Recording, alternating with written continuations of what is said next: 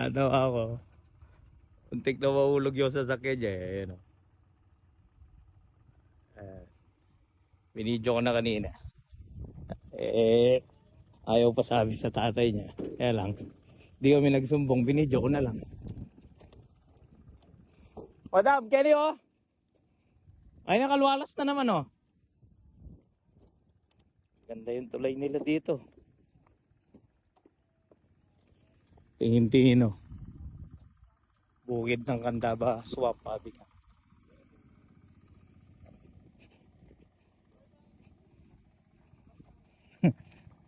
Nyaman yung pwesto ng boss, oh.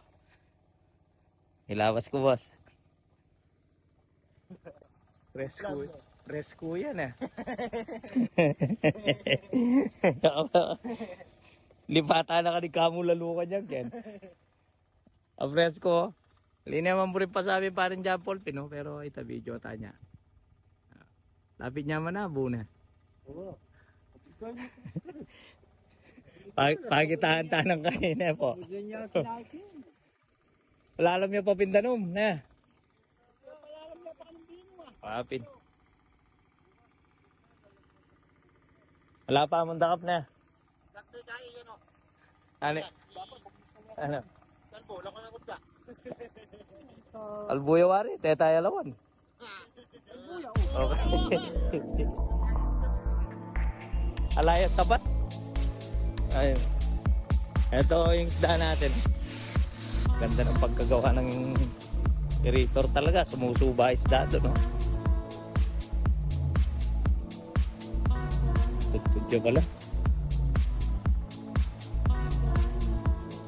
Tulog pala si boss niya. Puyat siya. Ayan, o. Para. Dito sa kumukuha ng tubig, oh. Pabalik doon para may aerator nga naman. Sakto naman yung isda daw natin nito.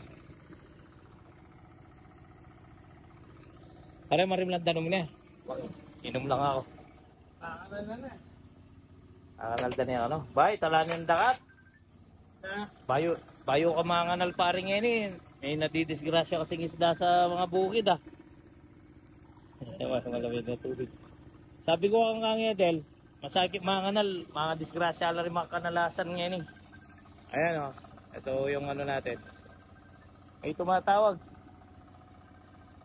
Ayan.